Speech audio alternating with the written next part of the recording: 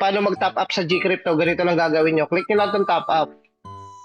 Okay? Tapos click nyo lang yung amount kung ilan yung ilalagay nyo. Halimbawa, sabihin na lang natin na 500. Ayan. Kung malagay na 500, i-click nyo lang itong continue.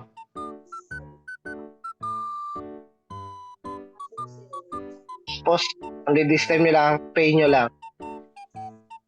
Ayan, okay na, done na. So, ayan, back to Gcrypto na kayo. Ganyan, makikita nyo na yun dito.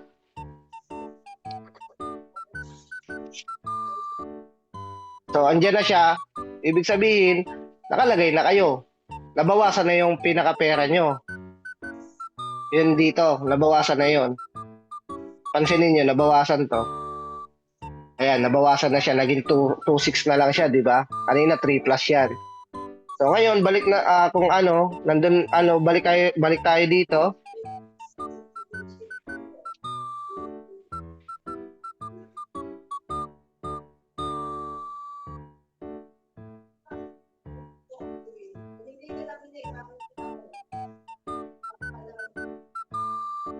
So, mute ko lang si Sir.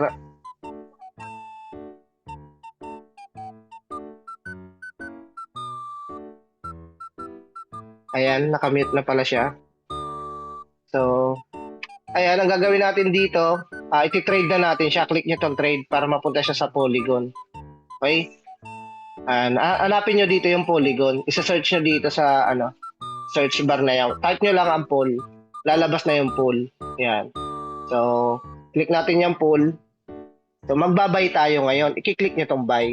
Kumbaga yung pera dun sa top up, ilalagay natin siya dito sa Polygon. So, click nyo tong buy.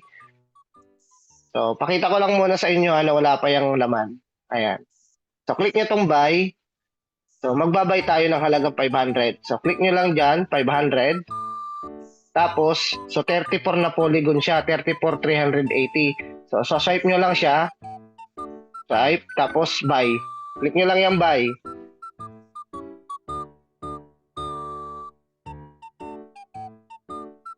Ayan na, okay na. So, ibig sabihin, nandun na, back to Gcrypto tayo. So, pansinin nyo, nandito na yan. Ayan na siya, di ba? So, nawala na siya dito. So, ngayon, click natin to, itong trade.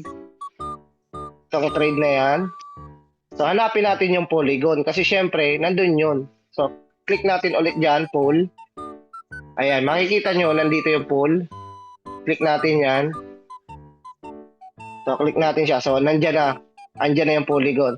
So, ngayon, ilalagay na natin siya sa mismong Trust Wallet natin. So, i-click nyo tong send, syempre. Kasi magsisend ka. So, ngayon, ang gagawin mong sunod na step, punta kayo ngayon doon sa mismong Trust Wallet nyo, okay? Open lang tayo ng Trust Wallet, ha? So, ngayon, kakargahan natin siya.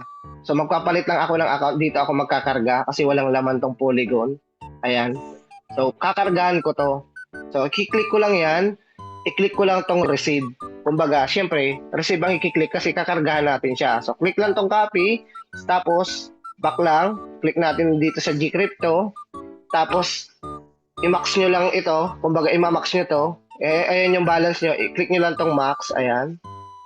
Tapos, dito, sa address, i-click nyo na lang tong green. Ayan. So, andyan na siya. Swipe natin siya. Ayan. I-click nyo to ha. Checkan nyo yan. So, tapos, isend nyo na. Okay? So, antayin lang natin siya. Ayan. Send pool. Ayan. Magsisend tayo. Siyempre, maghihingi ng code yan sa aking Gmail kasi Gmail ang ginamit ko dyan. So, pupunta lang ako ngayon sa aking Gmail account. Okay? Tapos, i-click nyo lang to. Yung dito. Yan. Yung all. Sa inyong Gmail para kasi marami akong Gmail account eh. So, ayan. Nandito na siya. Ayan na. So, i-click natin yan.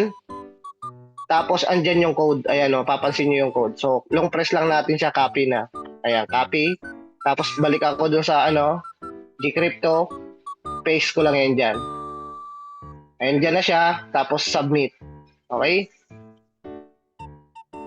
So may delay yan ha. So mga ilang segundo lang siguro. So ayan, okay na yan. So nagre-requesting process na daw siya. So mag-i-email yan sa inyo kapag dumating na doon sa ano nyo, sa Trust Wallet nyo, okay? So back lang natin. Ayan na siya. So syempre, hihintayin na lang natin na dumating yan dito sa ating Trust Wallet.